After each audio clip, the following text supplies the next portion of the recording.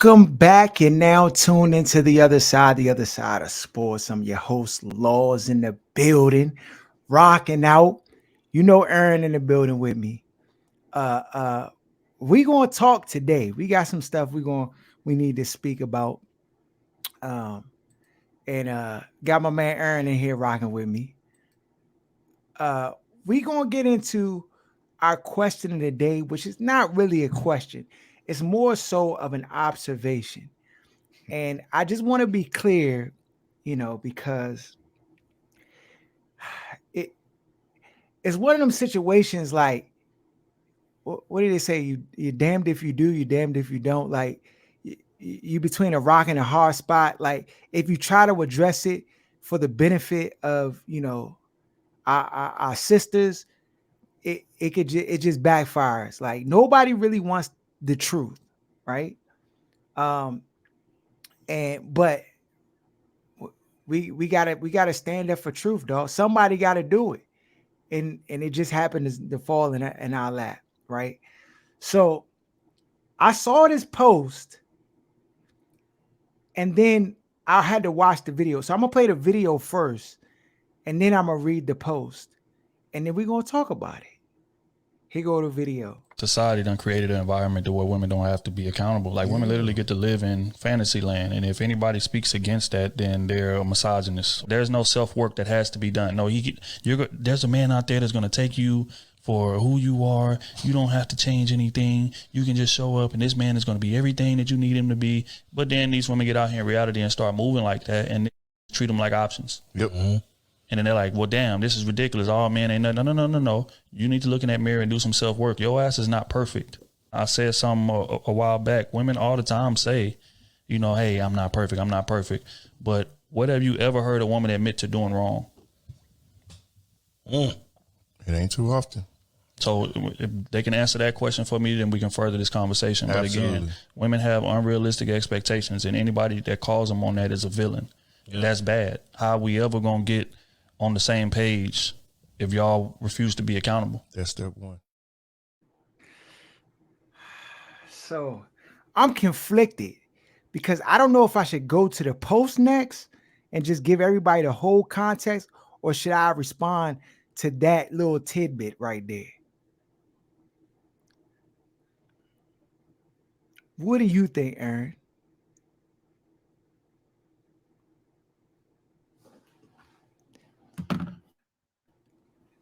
What you mean the post? So there's a post that came as a result of that clip right there. And I captured it. Post is, in this new season, everyone needs to worry about self. What the next person does is of no concern because your own life is out of order. None has to be accountable to you. God is the author and finisher of our fate, and folks need to get their own effed up lives in shape before worrying about anyone else. So when I read this, first Guess of all, that gender. God is the author and finisher of our faith is the Bible text. It's Hebrews 12:2. I just had to, my biblical mindset just got to clear that up because we're not going to spread erroneous facts out here. Who guessed the gender? Who wrote that?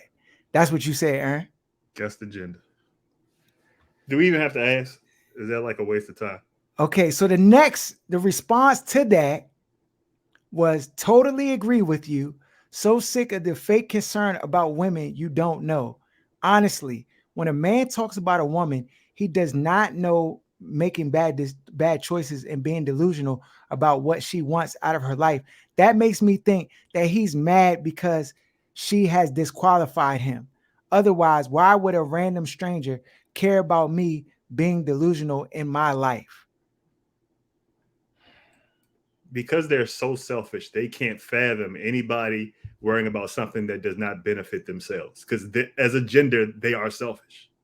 By nature, they are more selfish than men. That's just flat out. But hold on. Let me say this before we get into that, because I have to clarify some things. So misogyny, dislike of, No, you got to put it on the screen so they can read it.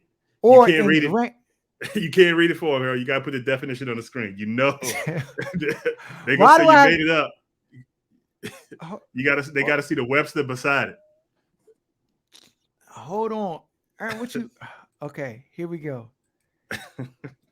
Misogyny, dislike of, contempt for, or ingrained prejudice against women. Right. So, I what characteristics would classify that? Because I'm trying to establish one, that I'm not a misogynist, that I don't have any dislike or contempt for women. Actually, I love the woman that's a part of my life, my wife, and you know, I really I love her, and I don't have any prejudice. I always say I don't really have a stake in the game, which is true, but I do have a stake in the game to a certain degree, because whether women want to believe this or not, right? Especially for our culture, right? We are inherently responsible for you. Even though they want to reject us and push Even us though you away don't want and it, you tell don't want us nothing to do with. they We don't are need our we're guidance or responsible. help. Even like if you have any biblical mindset or anything, right? We were to be caretakers of women. Make sure that they stay out of the fire, protect them. If you walking down the street right now and some, a threat comes, right, and a man is there, right, that woman should feel safe that that man is going to jump and protect her. I think that there's a misconception that when men are critical of women, that they're doing it just to be critical or just to be like spiteful or just to, I mean. So, Harold, do you really believe that they don't understand and that it's not just a ploy to shut you up? So I'm going to say this. I believe there's a certain level of understanding.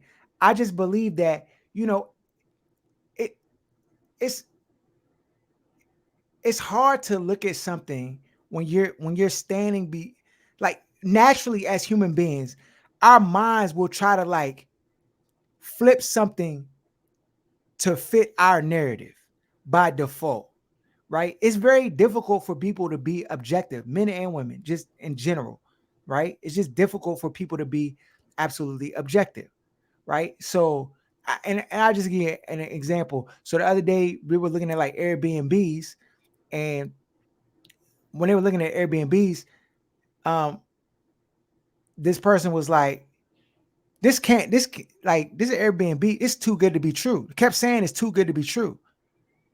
And then I'm like, well, if you're saying that, then why don't you fall back?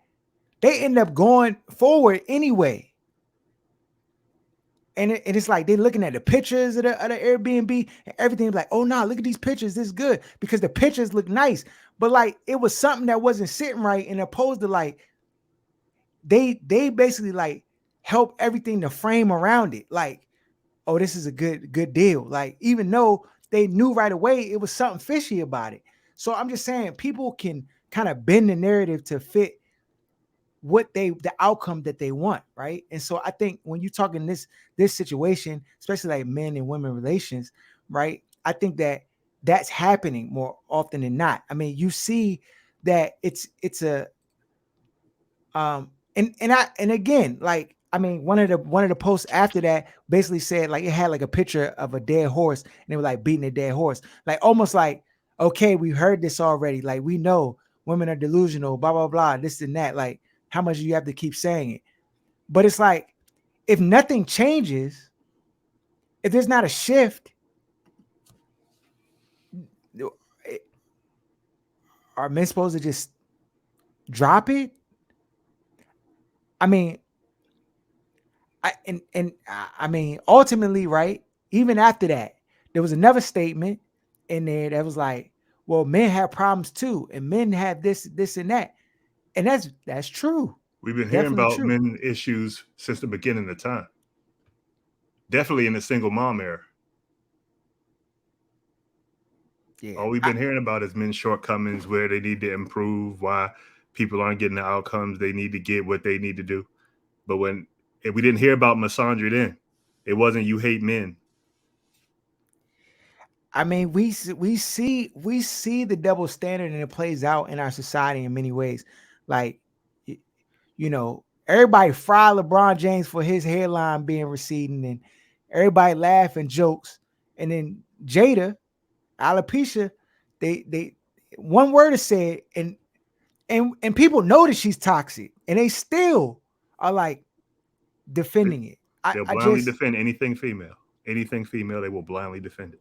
and again, right? So I'm going back to the definition because it said dislike or contempt for or ingrained prejudice against women, right? So I don't have prejudice, preconceived opinion that is not based on reason or actual experience. So that's basically saying you're just making stuff up. Like, we're just making stuff up. And I agree that our community has issues on both sides of the spectrum, right? But men have been willing, for the most part, I think, in a large scale, because I think what's different between men and women, right, and just the whole landscape of like dating and just society, is that you know when you look at society as a whole, men aren't necessarily protected, especially like black men aren't really protected in our society, whereas women, and some people say, like, would argue this, but like when you look at like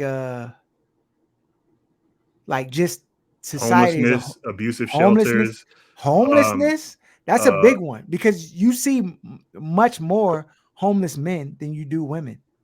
child custody cases, all of these things. These are prime examples of how men are held accountable at a different level than women are. Like a woman damn near has to try to kill her kids or be on drugged out for a man to receive full custody of the kids over the mom.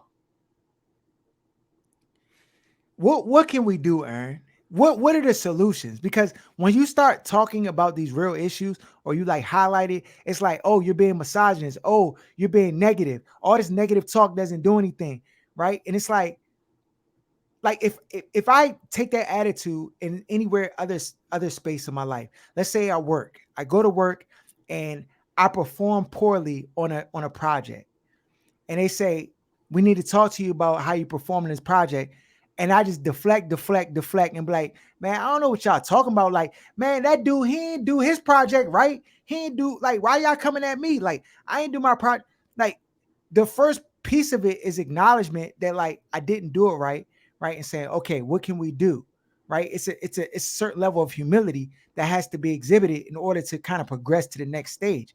But if that's not there, then it's like you're stuck. And so I think women want men to like kind of push on or move on or like drop it, like you're tripping over that, blah, blah. But it's like, But it's not all women either. Like it's not, it's the thing not we all. have to clarify is it's a very That's true. specific segment of women that is on the minority. It's not half. And Mhm. it's the women that are, it's like hit dogs holler. It's the women that are being described as the people that are toxic, the people that are undesirable, the people that nobody wants, that are feeling the most like they're the most hurt by these things, by these truths that are coming out, and men saying, "Hey, we're not required to accept you the way you are. If you Mhm. don't feel like you have to improve anything, then you can be by yourself." Because they all live in this Disney fantasy of, oh, I'm just going to pray and God's going to put somebody in my life. Like 20, 25, 30, 35, 40, 45. They're still saying the same, like they have the same motto and mantra. And you look up, they could With be no 6 feet under. change. Right. So what do you say to the person that says, well, Aaron, you single, you're older, like you don't have nobody, because you know that's the angle that they take. I wouldn't say anything. Like, look at my, like, if you could trade my life for yours, would you do it? That's the question. What percentage of the time would you think they say, no, I'm going to stick with my life? 0% chance. Zero. And the thing is, if they could navigate life the way a man could in that age bracket, like what they deem as success doesn't bring them joy. What a man deems as success, or what's successful for a man, the options that brings him, like, it's night and day. So it's like, to even try to compare them, that tells you that they are already in a position where they feel like they have no legitimate argument or logic to stand on. So what's the solution? How can we solve this problem in our community and bring the two sides together and It's too unite? late. It's too late. That'll never happen. Not in our lifetime. What do you Not in our mean it's too lifetime. late, Aaron? What It's do you too mean late. it's Like you gonna teach old dogs new tricks? Like they can't go backwards in time and change the things that caused them to be in the space that they're in. Like that ship has sailed. That cat is out of the bag. More than half of these angry bitters that are online trying to fight back at the truth that men are saying, like, hey, we also have standards. This is what our preferences are. Mm. And you don't necessarily fit inside those preferences. And that's why you're alone, not because men are trash. So the fact that we say that and it rubs them the wrong way, it's too late for them. That's why they're so upset. That's why they're cheering a black man dying. Like it's too late for them. There's nothing they can do. Like, will a small segment of them end up in a situation better than what they're in now? I'm sure. Because you can't say every Oh, but single yeah. person is going. Not They'll use anecdotal evidence as like the rule. Like, oh no, Mhm. see this person, you know what I mean? But Mhm. that's not the case. 80% of them are going to be exactly what we saw. Exactly what we saw. And so, like, ultimately, we don't have to argue anything. We're like, worst case scenario, we're trying to help them. Mhm. If it was just misogyny and just like, why would you even care? Like, engaging in that, how does that benefit you in any way? Why are you listening to videos and watching YouTube series of somebody you can't stand and you don't want to hear what they have to say and you don't think it has any validity to it? Who's the idiot? So from our standpoint, you're married already. I won. I'm in a space in life where I won, regardless if I decide I want to get married or not. So why would we argue anything? What we need to be focused on is making sure, like, that next generation, the kids, don't Mhm. come up with thinking the same Listen, BS that these old bitter women are trying to put on them, and don't allow like the sons to kind of feel compelled to take on extra BS because of the stuff what I mean they're the women of the generation before them had to deal with. Like it's not their responsibility. mhm. Should women have standards? Of They course, should. They should. everybody should have standards, Mhm. but if you choose poorly in your teenage years, in your 20s, and you get to your mid 30s and decide, okay, you're ready to settle down, nobody is compelled to take that on. Mm. We're not required to carry your baggage. So, like, you made choices, you got to live with the consequences. I love consequences, though. Like, direct consequences, I love it. Like, when people make bad decisions, you get you know what I mean? You get the outcome of the decisions you make. Mm. Only people that say they self-made are millionaires. Everybody else acts like it's like some misfortune or something that's gone on in their life to put them in the situations they're in. Everybody's self-made. Mm.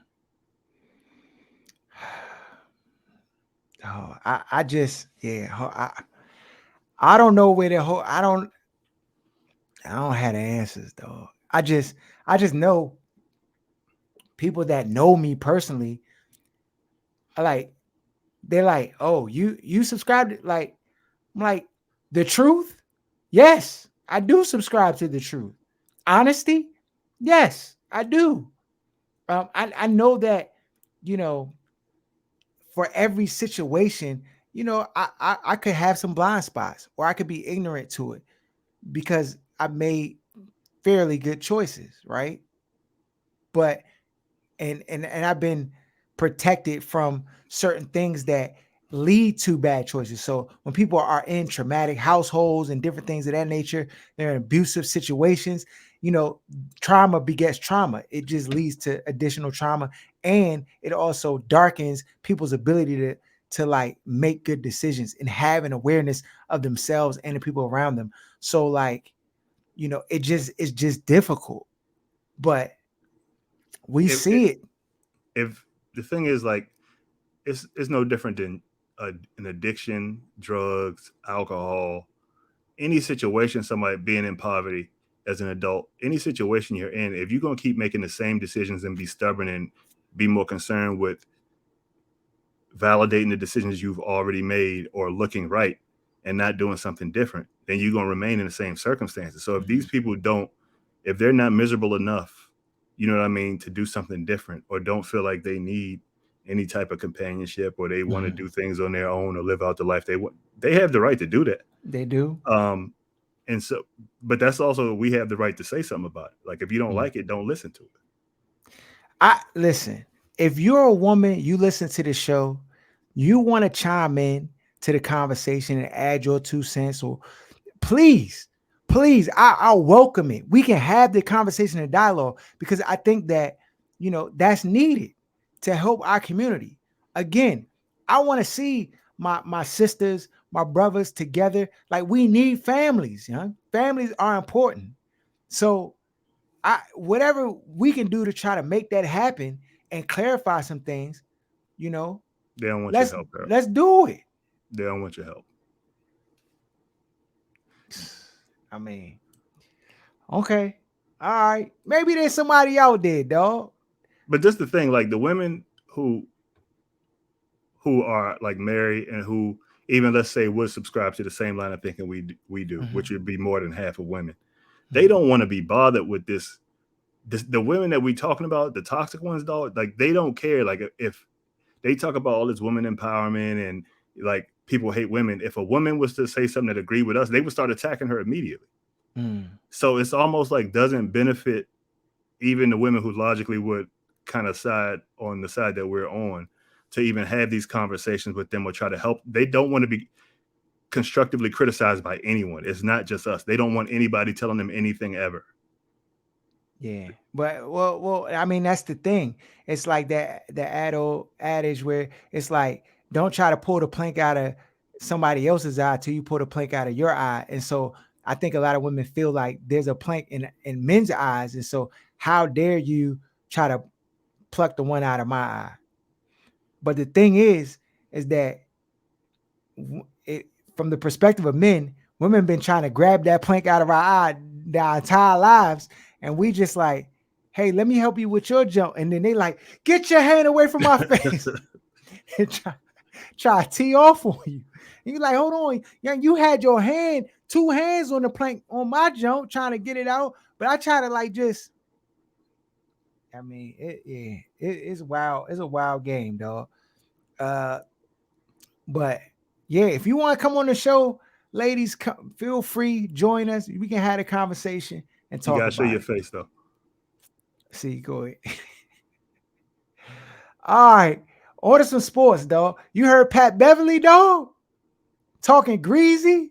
Here you go. Check it out. Ain't nobody worried about Chris Paul when he play Phoenix Suns. Nobody in the NBA. Well, what did I just say, though? And I'm just letting you know how NBA players feel and think. I believe you, but what I'm saying He's is, finessed the game to a point where he gets all the petty calls, all the swipe throughs at the end. I mean, this guy is out, man. We gonna be honest. We want to be really honest. Yes. He should have fouled out. He should have fouled out. The last game too. You see the replay against Brunson. Hit him on the shoulder. Hit him in the mouth. Ref don't call anything. If that's me, review it. Flagrant 1. If that's him, they don't call it. So let's not get it twisted, man. He should have fouled out. He can't guard. He literally can't guard. he can't guard. Yeah. He can't. Chris Paul can't guard anybody. Is that what you say?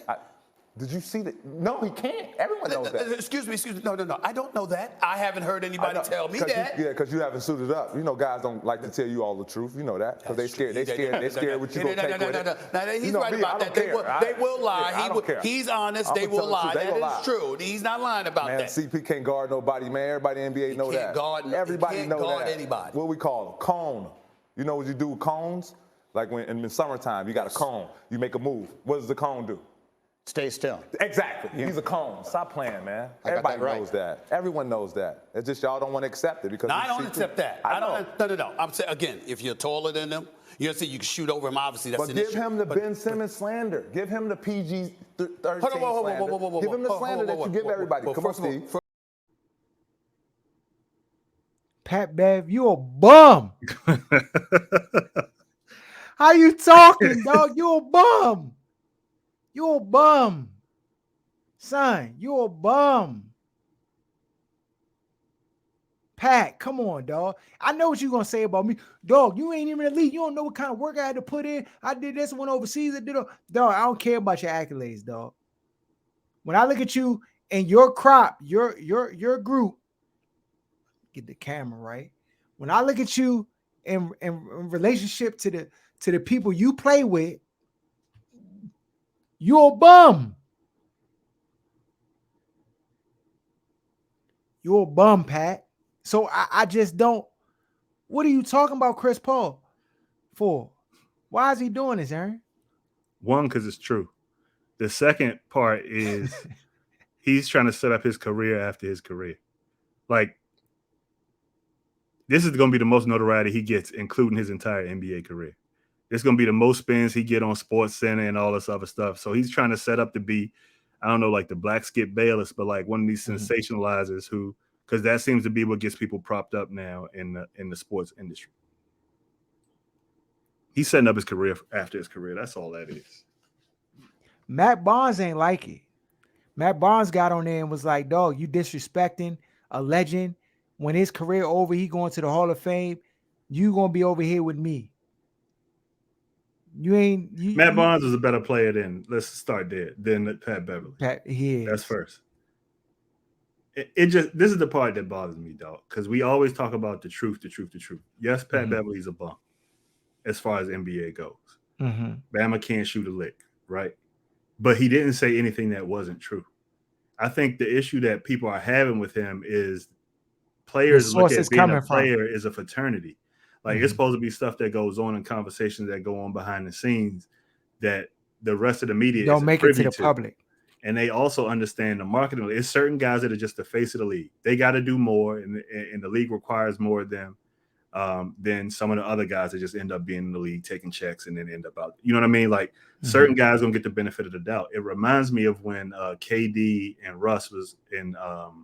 They were playing the Warriors, and then one of the media people asked them about how good of a defender Steph was, and you see them look at each other genuinely like perplexed, like, Bama Steph can't play no defense, and their reaction was just like, you know what I mean, like they kind of snickering to each other, but you can't come out and say he don't play no D, he just shoot. You know what I mean? Like, you can, it's just certain etiquette of being a player in the league that you follow. It's about respect for you. Know what I mean, like you shouldn't need to tear down other Bamas in the league, or even if somebody does have like a overrated reputation, or they're painted in a light that's not accurate to how the players in the league see them. That's not your.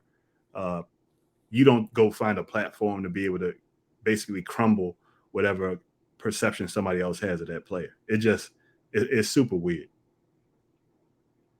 It's super weird.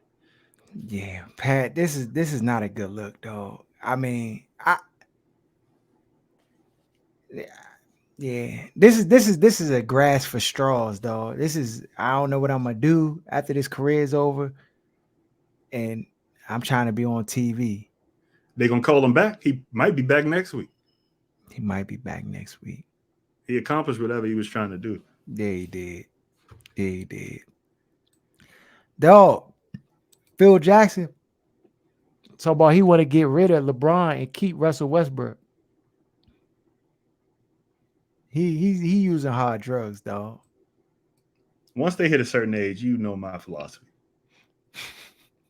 Put wings on him and get him out of here. Like, that makes no sense. That makes zero sense, though. I think he's just tired. Jeannie Buss probably coming home complaining about the Bama, how he be undercutting the moves for the team. Put wings on him. Gotta get him to go.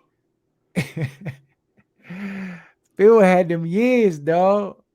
All them years like around Mike. Joe destroyed him. Dog, who wins tonight? You got the Miami Heat and the You know I got them winning the chip. That's not gonna change. The Heat. Till they get eliminated, that ain't changing. Heat and the Celtics, you don't think the Celtics got a chance to get him? Of course they got a chance, because Tatum is like that. And you know what I mean? Jaylen Brown's good. They got players. Squad. Dog. I think they have more players than Miami does. But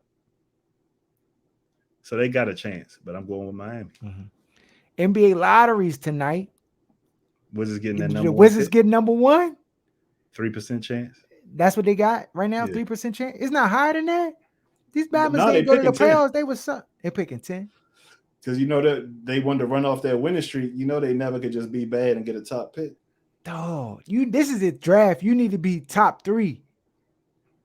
The top 3 Bama's changing franchises, dog. What's my That's man? how Jalen Smith? What's his name?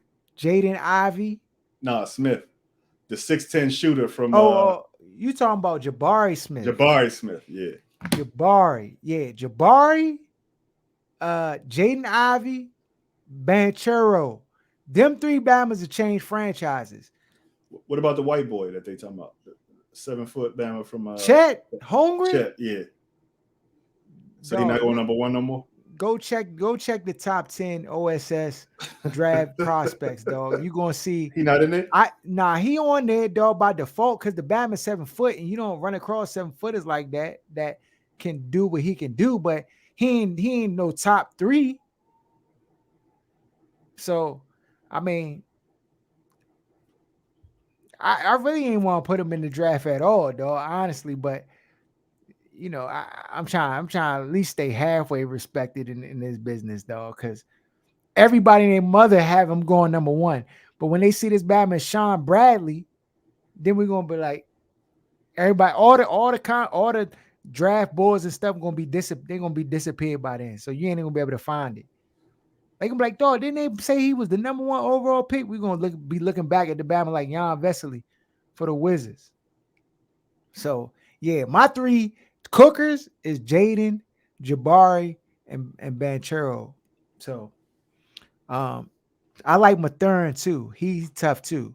Them 4, they next level ready. Them 4. Everybody else, like, I don't know, champ. I don't know. But yeah, we're gonna tune in and see where they get drafted. I hope they get a top. What if they just get a top 3,